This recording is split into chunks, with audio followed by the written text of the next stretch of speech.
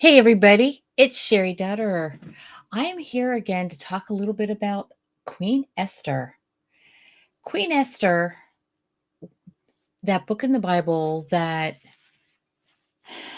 she seems like a mystery in this world. But last week when I read the prologue, I talked about another lady that was alive at the same time. Her name is Atossa. Atossa was the daughter of Cyrus the Great. So, who was Cyrus the Great? He was the grandfather to Xerxes.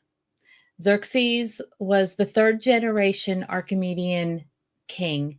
So King Cyrus was first, Darius was her husband. She being the of royal blood, she married Darius. Darius became the king, but the royal bloodline was through her.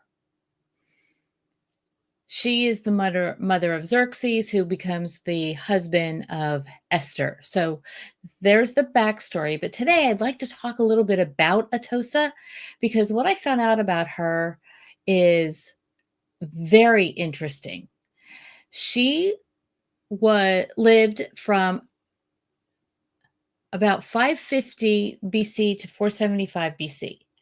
How do we even know this about a woman? Women in history, they didn't document their comings and goings. But when Alexander the Great burned the Persian palaces to the ground, inside their records were kept on papyrus. And the papyrus actually was almost like it got kilned. And all of those documents were saved. And so they know because she was of royal bloodline that approximately when she was born and approximately when she died. So she was a 75-year-old when she passed away. So she lived a long life.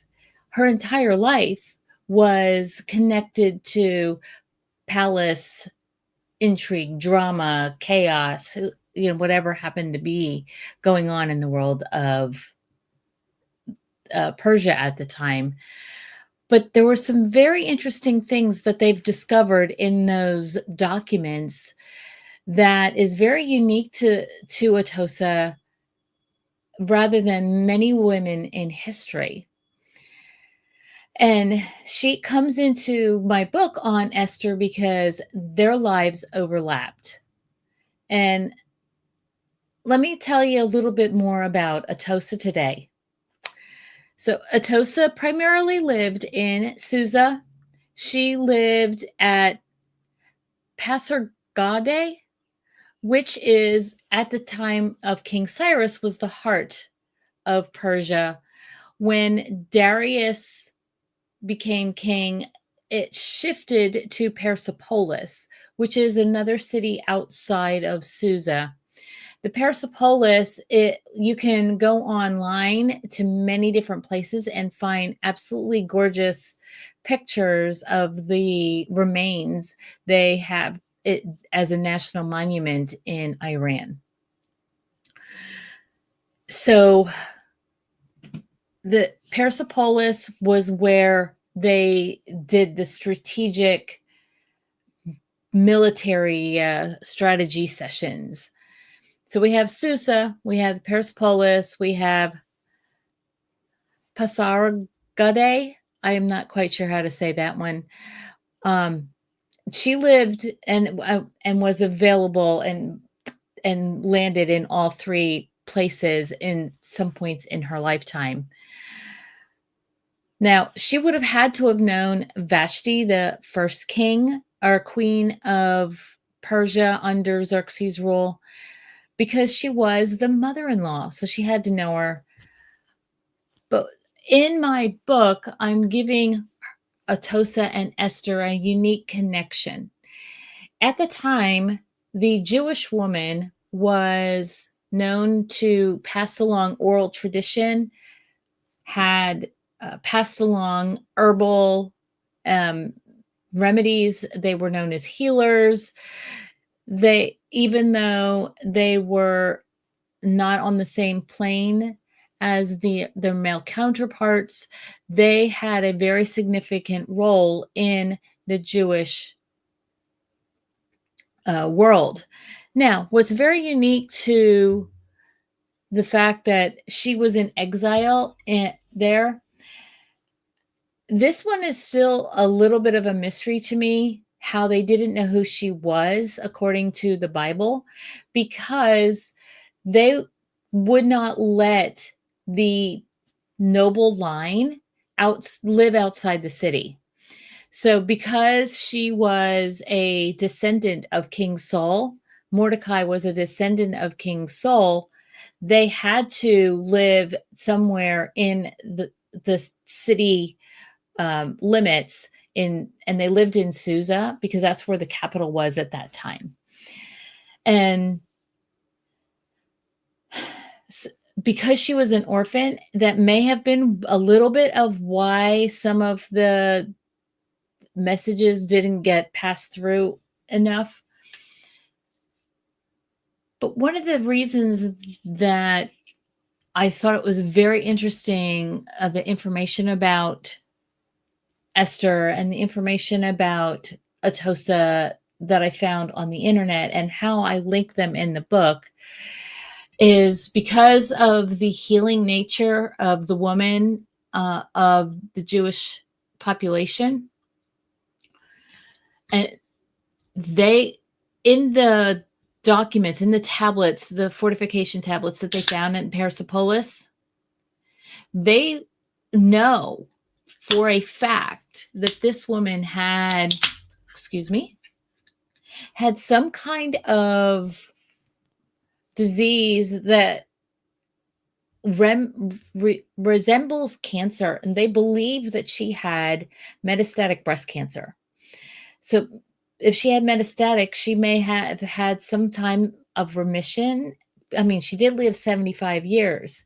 So there might have been a point in time where she was in remission and then it came back, came to another site.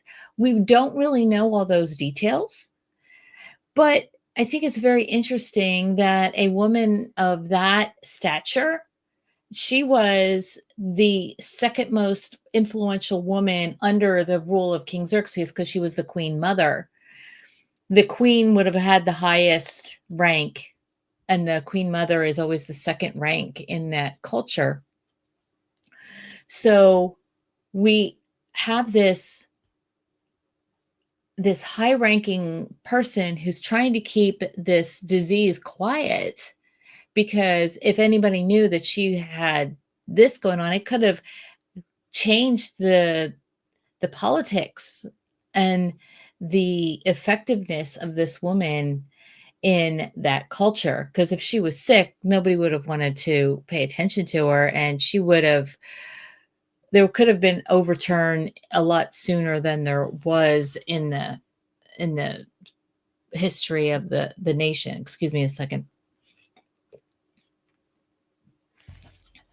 Anyway, so Esther meets Atossa because of her connection, being of noble birth, being a healer,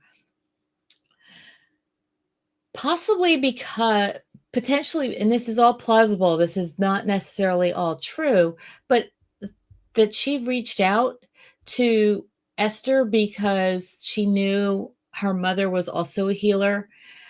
And because Mordecai was a scribe and was connected to the palace, it's conceivable that he interacted with Atossa at some point along the way and knew that he was raising her daughter, his cousin. And anyway, the long and short of it is they meet and she helps Atossa with exacerbation of this breast cancer in this prologue. So go back to last week where I read the actual prologue, but that's what's going on. When you're thinking, why on earth do I even care about the history of this woman? Think about it. This is the first woman in history who they have documented that she owned a business. She suffered with a metastatic disease, and she lived to 75 years old. This woman had tenacity to overcome the amazing uh, level of of life. I mean, I don't know what quality of life a queen mother would live, but she definitely was ruthless enough to get what she needed. And she also had the funds to get what she needed, unlike many of the women that may have been in that time zone, time frame as well. But so why? But the reason she intrigues me so much is that the way that they dealt with business at that time, history kind of repeats itself, and it's very similar to the way business is done today. It She was the leader of the women of the nation. Esther kind of became that leader when she took over, but the two of them together led every woman in 128 provinces. I mean, if you look at the map and look how big Persia was, it was incredibly large. Many different cultures were involved. They had Judeans, they had Elamites, they had Medes, they had Persians, they had the the Eastern cultures up to the borders of China, all the way due west. They had Egyptians that were part of the Persian Empire. It was a very wide and diverse culture. They they indicated in those tablets that Atossa spoke multiple languages, which makes total sense living in Susa that you need to be able to communicate with multiple cultures.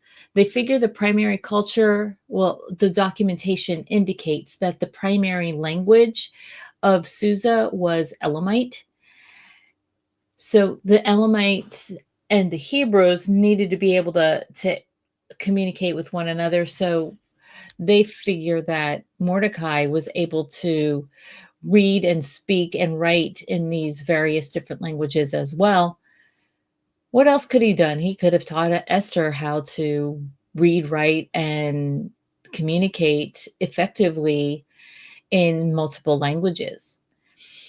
So, as this story continues, I'm going to continue to read different chapters out of the book. I want you to give me your comments. Let me know. Do you like the book? Do you hate the book? Do you think that this is my brain totally went off kilter by reading this book? Did my brain uh, give you something to think about as far as business goes? So if you want to hear more about it, tune in next Wednesday and I will talk some more about it. I think next week I'm going to get to be reading chapter 1, but due to some circumstances, I didn't get to finish explaining who Atossa was last week. The holiday kind of put a damper on my follow through, so forgive me for that. But I hope to come on here and next week and do a reading from chapter 1 and talk about it later on in the week. So this has been Sherry Dowderer, the author of The Wisdom Basket, talking today a little bit about Atossa and Esther from history. I hope you have a great week. Talk to you next Wednesday.